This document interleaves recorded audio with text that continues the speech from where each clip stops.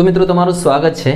હું છું મહેશ સામરિયા, તમારું સ્વાગત કરું છું આપણા ચેનલ પર। અને આજે મિત્રો ધોરણ 9 માટે મોસ્ટ ટાઈમપી પ્રશ્નો જે સાયન્સના છે ફર્સ્ટ એક્ઝામ માટે એ હું તમને ટીક કરાવીશ। તમારી પાસે કોઈ બી બુક હોય જે ડાયજેસ્ટ એટલે નવનીત હોય, ગાઈડ હોય અને એક ચોપડી જરૂર લઈ લેજો જે આપણે ગુજરાત બોર્ડની ચોપડી આવે છે, કારણ કે અમુક પ્રશ્નો તમને એના અંદરથી હું ટીક કરાવી દઈશ ઇન ટેક્સ્ટ ક્વેશ્ચન, બરાબર ને? ઓકે, તો લેટ્સ બિગિન મિત્રો। આ પ્રશ્નો તમે શું કરવાનું, કોઈ બી એક ચોપડામાં લખી લેવાના બધા આન્સર સાથે અને એને વારંવાર રિવિઝન કરવાનું। અને મિત્રો વિડીયોની અંદર એટલી બી માહિતી આપીશ કે ખાલી તમારે જો પાસ થવું હોય તો કયા પ્રશ્નો જરૂરી છે એટલા પાસિંગ માર્ક્સ બી તમને અપાઈ દેશે। ઓકે, પણ આપણી એવી ઈચ્છા ના હોવી જોઈએ કે ખાલી પાસ થઈએ, આપણી ઈચ્છા હોવી જોઈએ કે વધુમાં વધુ માર્ક્સ લાવીએ। એના માટે મોટાભાગના બધા પ્રશ્નો કરી નાખો તમને। ઓકે, તો લેટ્સ બિગિન મિત્રો। મારી પાસે ગાઈડ છે, હું ગાઈડમાંથી તમને ટીક કરાવી દઉં છું અને ચોપડીના બી પ્રશ્નો હું જોડે જોડે બોલતો રહીશ। જો ફર્સ્ટ એક્ઝામમાં તમારી જે અભ્યાસક્રમ છે, તમારું જે અભ્યાસક્રમ છે એમાંથી પહેલું બીજું આવશે રસાયણશાસ્ત્રમાં, પહેલું અને બીજું, પછી આવશે 5મું ચેપ્ટર જે છે બાયોલોજીમાં અને 12મું અન્ન સ્ત્રોતવાળું, અને એના પછી છે 7મું અને 8મું ફિઝિક્સમાંથી એટલે પેલો ગતિ અને ન્યૂટનના નિયમોવાળું। ઓકે, અમુક પ્રશ્નો તો ફિક્સ જ છે જે તમને કહેતો જઈશ કે ભાઈ આ પૂછાય જ છે મોસ્ટ ઓફ, બરાબર? તો શરૂઆત કરીએ આપણે આ જે ગ્રાઇડમાં આપ્યું છે એ પ્રમાણે 5મા ચેપ્ટરથી, એટલે જે સજીવનો પાયાનો એકમ છે, બરાબર ને, એની વાત કરીએ। તો આનાથી જો આની અંદર જે મોસ્ટ ટાઈમપી પ્રશ્નો છે હું તમને પહેલાં જ કહી દઉં છું, ધ્યાન દે આપજો। પહેલો જે મોસ્ટ ટાઈમપી પ્રશ્ન છે વનસ્પતિ કોષ અને પ્રાણી કોષ વચ્ચે તફાવત। બીજો છે આમાં ગોલ્કી પ્રસાધન વિશે ટૂંક નોંધ, બરાબર? 2 થયા પ્રશ્નો। ત્રીજો પ્રશ્ન છે, ધ્યાનથી સાંભળજો, ચોપડી ગ્રાઇડમાં મળી જશે। એના સિવાય છે પ્રોકેરિયાટો અને યુકેરિયાટો આદિ કોષ કેન્દ્રીને સુકોષ કેન્દ્રી વચ્ચે તફાવત। કણાભ સૂત્રને કોષનો પાવર હાઉસ કહે છે, લાઇસોઝોમને આત્મઘાતી કોથળી કહે છે। અને બીજો એક પ્રશ્ન લઈ શકો છો તમે, આ 2 થઈ ગયા છે, આ થઈ ગયું છે। ઓકે, આના સિવાય જે પ્રશ્નો છે આ તમને લખેલા બી મળી જશે। તો પહેલા જે છે પ્રશ્ન છે વૈજ્ઞાનિકનો ફાળો, જેમાં રોબર્ટ હુક, પરકિન્જે, સ્લાઇડન અને સ્વાન, બરાબર ને, વૈજ્ઞાનિકનો ફાળો। એના સિવાય પછી છે સાંદ્રતાના આધારે દ્રાવણો, સમસાંદ્ર, અધોસાંદ્ર અને અધિસાંદ્ર। ઓકે, એના સિવાય ઇન્ટેક્સ ક્વેશ્ચન છે પાના નંબર 53 ચોપડીમાં, પ્રશ્ન નંબર 2, કોષ રસને પસંદગીમાન પ્રવેશશીલ પટલ શા માટે કહે છે? એના પછી છે કોષ દિવાલના કાર્યો, આ બી સારો પ્રશ્ન છે। ઓકે, અને આગળ વધીએ, આદિ કોષ કેન્દ્રી અને સુકોષ કેન્દ્રી વચ્ચે તો તફાવત આવી ગયું છે। ઓકે, અને ઓકે ગોલ્કી પ્રસાધન બી કહી દીધું છે। કઈ અંગિકાને કોષનો શક્તિઘર કહે છે? આ એક સારો પ્રશ્ન છે। અને બાકી બધા કારણો કહી દીધા। હા, અને પ્રાણી કોષ અને વનસ્પતિ કોષની આકૃતિ નામ નિર્દેશનવાળી, એટલે આ તમારે આટલા પ્રશ્નો એક ચોપડામાં લખી દેવાના, આકૃતિની પ્રેક્ટિસ કરવાની છે। ઓકે, તો આ 5મું ચેપ્ટર થઈ ગયું। હવે આવી જઈએ ઇઝી ચેપ્ટર 12મા ચેપ્ટર પર, જેના છે અન્ન સ્ત્રોતો, અને એમાં બી તમને હું માહિતી દઉં। અન્ન સ્ત્રોત જે છે 12મું ચેપ્ટર મિત્રો, આમાં છે પહેલો જે ઇન્ટેક્સ ક્વેશ્ચન છે પેજ નંબર 141 ચોપડીનો છે, અનાજ, ધાન્ય, ધાણ, શાકભાજીમાંથી આપણને શું મળે છે? એના સિવાય આગળ વાત કરીએ તો વનસ્પતિને મળતા પોષક તત્વો, મિત્રો વનસ્પતિને 16 પોષક તત્વો મળે છે, કયાથી મળશે બહુ પૂછાય છે। ઓકે, પછી કમ્પોસ્ટ અને વર્મી કમ્પોસ્ટ ખાતર, લીલું જૈવિક ખાતર। આગળ વધીએ તો સેન્દ્રિય ખાતર અને રાસાયણિક ખાતર વચ્ચે તફાવત, ધીસ ઇઝ વેરી ઇમ્પોર્ટન્ટ, બરાબર ને, પૂછાય છે। મિશ્ર પાક ઉછેર, આંતર પાક ઉછેર અને પાકની ફેરબદલી, આ 3માંથી એક તો પૂછાશે, લખી રાખજો, મોસ્ટ ટાઈમપી છે। ઓકે, નિંદણ એટલે શું, તેના નિયંત્રણની રીતો, આ થઈ ગયું છે સારો પ્રશ્ન। પછી ઇન્ટેક્સ ક્વેશ્ચન ચોપડીનો પાના નંબર 146, પાકની સુરક્ષા માટે નિવારક જૈવ નિયંત્રણ પદ્ધતિને અગ્રતા આપવી જોઈએ। ઓકે, પ્રશ્ન પાના નંબર તમને અહીંયા લખેલું મળી જશે, ચોપડીમાંથી જોઈ લેવાનું। મરઘા પાલનમાં રાખવામાં આવતી સાર સંભાળ, ભાઈ મરઘાઓને કઈ રીતે બચાવવા જોઈએ છે। પછી બીજો છે ઇન્ટેક્સ ક્વેશ્ચનનો બીજો પેજ નંબર છે 148, બોઇલર અને ઈંડા આપવાળી મરઘીઓમાં શું ભેદ હોય છે? ઓકે, એના પછી છે આગળ ઇન્ટેક્સ ક્વેશ્ચન 150 ઉપર બીજો, મિશ્ર મત્સ્ય સંવર્ધનના શું લાભ છે? ઓકે, અને પછી ફરીથી છે ઇન્ટેક્સ ક્વેશ્ચન 150 ઉપર, મધ ઉત્પાદન લાયક મધમાખીઓની ઈચ્છિત કયા લક્ષણો હોય છે? ચારણ એટલે શું, મધમાખી સાથે કે સંબંધિત છે? ઓકે, આ થઈ ગયું છે 12મું ચેપ્ટર। અને હા, આમાં કારણોનો એક કારણ બહુ સારો છે, રાસાયણિક ખાતરોનો ઉપયોગ વિવેકપૂર્ણ કરવો જોઈએ, તમને ગ્રાઇડમાંથી મળશે। આપણા દેશમાં મત્સ્ય ઉછેર માટે પૂરતો અવકાશ છે, આ બી ગાઈડમાંથી મળશે। અને પશુને કૃમિનાશક દવા આપવી જોઈએ જેથી એના પેટમાં રહેલા કૃમિઓ નાશ પામે। ઓકે, આગળ વધીએ બીજા ચેપ્ટર ઉપર, જે મિત્રો હવે ભૌતિક વિજ્ઞાનમાં આવી જઈએ ગતિ ચેપ્ટર જે છે 7મું.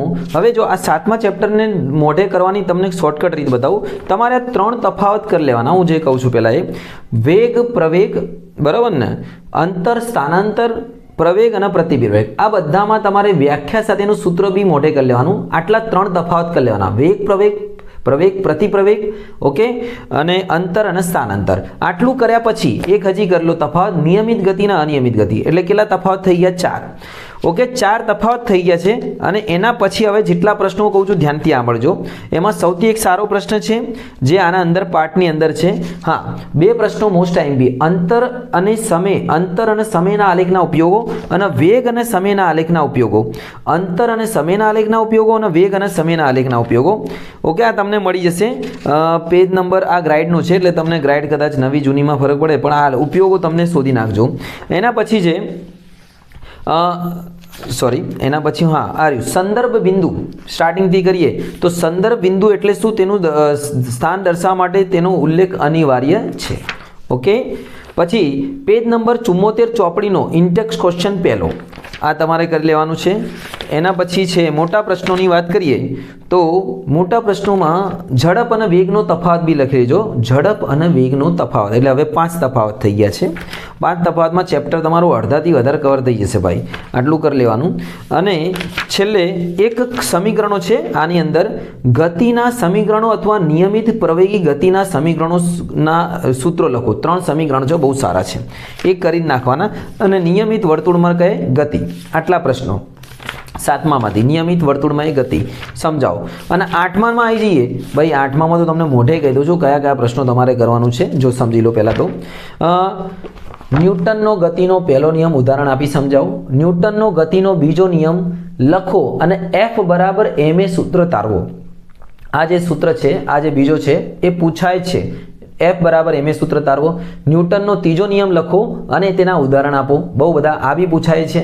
અને એના સિવાય વેગમાનની વ્યાખ્યા આપી તેનો સૂત્ર તારવો, વેગમાન દઈયો. પછી ક્રિકેટર કેચ કરતી વખતે હાથને શું લઈ જાય છે? પાછળ લઈ જાય છે. બીજો જડત્વ સમજાવો, જડત્વના પ્રકાર બી સમજાવો. આટલું થઈ ગયું છે. ન્યૂટનના 3 નિયમો થઈ ગયો, વેગમાન થઈ ગયો, જડત્વ થઈ ગયું, ક્રિકેટર કેચ કરતી વખતે વાળું થઈ ગયું છે. એના સિવાય જે પ્રશ્નો મને દેખાય છે હું બોલતો જાઉં છું. બીજું કે ઓકે, આના સિવાય તો મારા ખ્યાલથી હા, જ્યારે કારણ છે, જ્યારે કાર્પેટને, આ સ્વાધ્યાયનો બીજો કારણ છે, કાર્પેટને લાકડી વડે ફરકારવામાં આવે તો ધૂળ બહાર આવે છે. ઓકે, બસમાં મૂકેલી ઉપર બસને દોરડા વડે બાંધવામાં આવે છે, સામાન મૂકીએ તો આ કારણ બી કરી નાખજો. ઓકે, હવે બીજું તો કોઈ પ્રશ્ન મળતો નથી. ઓર બાકી તો બધું આવડી જશે તમને એવું. હવે જઈએ લાસ્ટ જે છે કેમિસ્ટ્રી તરફ જઈએ આપણે. કેમિસ્ટ્રીમાં જે બી હોય એ બી તમને સમજાવી દઉં છું. મિત્રો હવે આવી જઈએ રસાયણશાસ્ત્ર, જેમાં પહેલું પાર્ટ છે આપણી આસપાસના દ્રવ્યો. અને આસપાસના દ્રવ્યોમાંથી આપણે ટીક કરી લઈએ છીએ પહેલું કે ભાઈ ઇન્ટેક્સ ક્વેશ્ચન પહેલો પેજ નંબર 3 ઉપર છે. ખુરશી, હવા, પ્રેમવાળો, ધિક્કાર, આ બધામાંથી કોણ છે? બીજો, પછી બીજો પ્રશ્ન ગરમ ખોરાકની સોડમ વાસ થોડા મીટર સુધી દૂર સુધી આવે છે. અને ત્રીજો તરવૈયો સ્વિમિંગ પુલમાં પાણીના પ્રવાહને કાપીને વધે છે. અને ચોથો દ્રવ્યના કણોમાં કયા પ્રકારની લાક્ષણિકતા હોય છે. આ 4 ઇન્ટેક્સ ક્વેશ્ચન થઈ ગયા પેજ નંબર 3 ઉપર ચોપડીમાં. નવી ચોપડી જોજો ભાઈ. અને પછી છે ઘન પદાર્થના ગુણધર્મો, પ્રવાહી પદાર્થના ગુણધર્મો અને વાયુના ગુણધર્મો. 4 ગુણધર્મો, 5 ગુણધર્મો કરી લેવાના. પછી જે એક ઇન્ટેક્સ ક્વેશ્ચન બીજો છે પેજ નંબર છે એનું 6 ઉપર, એમાં છે કારણો આપો, જેમાં વાયુએ પાત્રની દિવાલ ઉપર દબાણ ઉત્પન્ન કરે છે, સારું કારણ છે. એના પછી કયો પદાર્થ ત્રણેય અવસ્થામાં સરળતા ધરાવી શકે છે. એના પછી ઉત્કલન બિંદુ અને બાષ્પીભવન ગુપ્ત ઉષ્મા સમજાવો. પછી દ્રવ્ય અવસ્થા પર તાપમાનની ફેરફારની અસર જણાવો. અને ઇન્ટેક્સ ક્વેશ્ચન જેમાં તાપમાન બદલવામાં આવે છે કેલ્વિનથી સેલ્સિયસ, સેલ્સિયસથી કેલ્વિનમાં, પેજ નંબર 9 ઉપર પહેલો અને બીજો બંને. અને ત્રીજો બી કરી લેજો, કોઈ બી અવસ્થા દરમિયાન શું તાપમાન અચળ રહે છે? આ સારા પ્રશ્ન છે.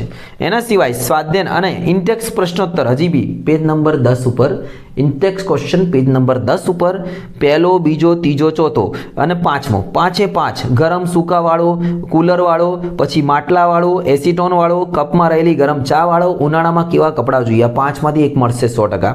અને સ્વાધ્યાયમાંથી પ્રશ્ન નંબર 2 3 બીજો, આપણે અત્તરની સુગંધ દૂર સુધી આવે છે. અને બસ આટલું થઈ ગયું છે પહેલા પાઠમાંથી. અને બીજા પાઠ પર આવી જઈએ, જેમાં છે આપણી આસપાસના દ્રવ્યો શુદ્ધ છે કે નહીં. આની અંદર વાત કરીએ આપણે તો આની અંદર કયા કયા સારા પ્રશ્નો છે જોઈ લઈએ આપણે. તો બીજા પાર્ટમાંથી જે બેસ્ટ પ્રશ્ન છે એથી સ્ટાર્ટ કરીએ. સમાંગ મિશ્રણ અને વિષમાંગ મિશ્રણ વચ્ચે તફાવત. ધીસ ઇઝ મોસ્ટ ઇમ્પોર્ટન્ટ, બરાબર ને. પછી છે નિલંબિત દ્રાવણના ગુણધર્મો અને કલીલના ગુણધર્મોનો ટિંડલ અસર. 4 પ્રશ્નો થઈ ગયા ભાઈ. નિલંબિત દ્રાવણના ગુણધર્મો, કલીલના ગુણધર્મો, ટિંડલ અસર, બરાબર ને, યાદ રાખજો. પછી જે ભૌતિક ફેરફાર અને રાસાયણિક ફેરફાર છે, એક છે પ્રશ્ન ઇન્ટેક્સ ક્વેશ્ચનમાં મળી જશે, પેજ નંબર 19 ઉપર છે પહેલો. ઓકે, એના પછી તમે સ્વાધ્યાયના આના પ્રશ્નો વધારે હશે ભાઈ. સ્વાધ્યાયમાં આમાંથી જો પહેલો સ્વાધ્યાયનો સાંભળી લેજો, પહેલો, ત્રીજો, 8મો, 9મો, 10મો, 11મો આટલા પ્રશ્નો કરવાના. બધા નાના નાના પ્રશ્નો છે ભાઈ, આ એક માર્ક્સ માટે છે. અને એક તફાવત મારા તરફથી મિશ્રણ અને સંયોજનમાં આ કરી લેજો, એક સારો પ્રશ્ન છે. તો આટલું તો મિત્રો કરી લેશો ને તમે, તો તમને મોસ્ટ ઓફ તમારા બધા શું થશે, પ્રશ્નો મોસ્ટ ઓફ મળી જશે. નાના પ્રશ્નો માટે તમારે નાના નાના સ્વાધ્યાયના તૈયાર કરી લેવાના છે અને મોટા પ્રશ્નો અમુક છોડવાના નથી. જે મેં કીધા છે મોટે એ બધા યાદ રાખવાના છે. ઓકે, નાનો જ પેપર હશે, તૈયારી કરો, સારા માર્ક્સ તમને મળી જશે. શુભમ.